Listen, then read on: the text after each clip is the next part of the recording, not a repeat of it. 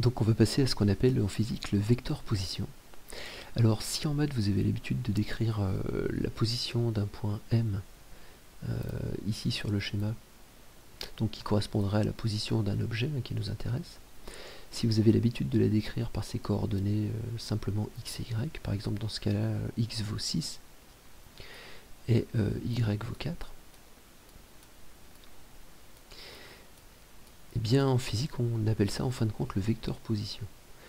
6, ça va correspondre au nombre de fois qu'on va prendre le vecteur i pour parcourir cette distance là. Voilà, donc là vous avez 6 fois i et on va ajouter à ça 4 fois j pour arriver jusqu'à ce point ici là.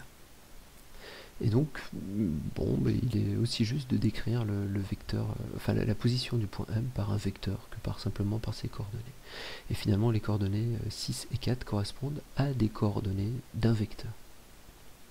Donc ce qui va être un petit peu particulier avec la recherche donc, des équations du mouvement, c'est-à-dire des équations qui permettent de décrire le mouvement d'un objet, c'est qu'on ne va pas pouvoir se contenter de garder y égale f de x, puisque cette équation, même si elle correspond effectivement à la trajectoire, elle ne contient pas le temps.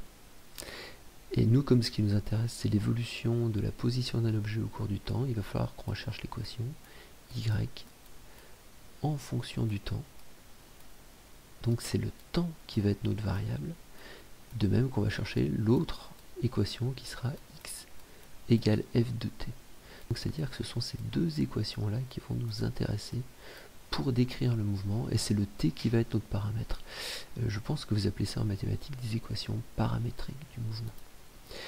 Et donc voilà, lorsqu'on s'intéressera au vecteur position, on s'intéressera à chercher les coordonnées du vecteur position en fonction du temps, c'est-à-dire ces deux fonctions écrites ici, x de t et y de t.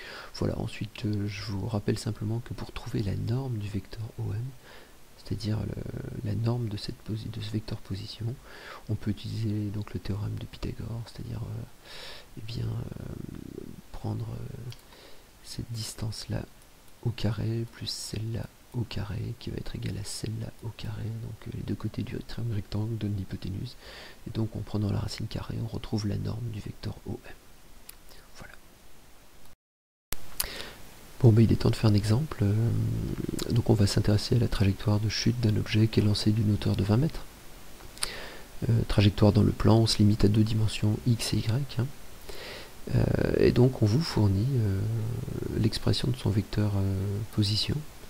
D'accord. Donc le vecteur position OM de t est donné par ces deux coordonnées, là, x de t, y de t, qui sont deux fonctions du temps.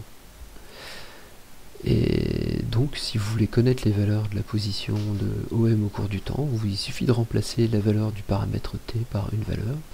On va commencer en prenant, pour commencer, donc une valeur, un temps t égale 0 ici. Donc je reprends l'équation du haut, et au lieu de mettre t, je mets t égale 0. Donc ça me donne 2 fois 0 plus 1, 1. Ici, et pour la deuxième coordonnée, j'ai moins 0 au carré plus 20, ça me fait 20. Et donc le premier point a pour coordonnées 1 et 20. Donc l'axe des x étant là, et là ce serait donc y. J'ai pas pris le bon stylo. Mais donc le point 1 et 20 sera ici.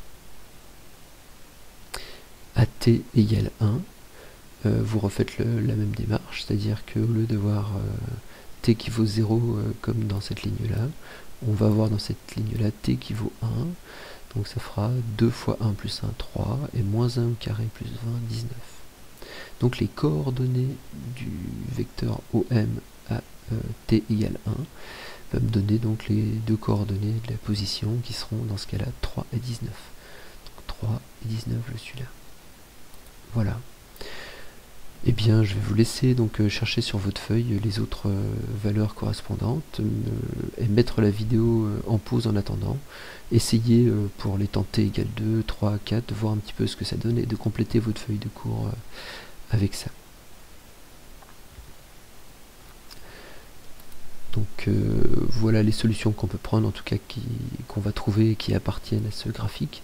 Donc je l'ai appelé le point M de t égale 0, la position du point M à t égale 0, puis M1, la position du point M à t égale 1, et ainsi de suite.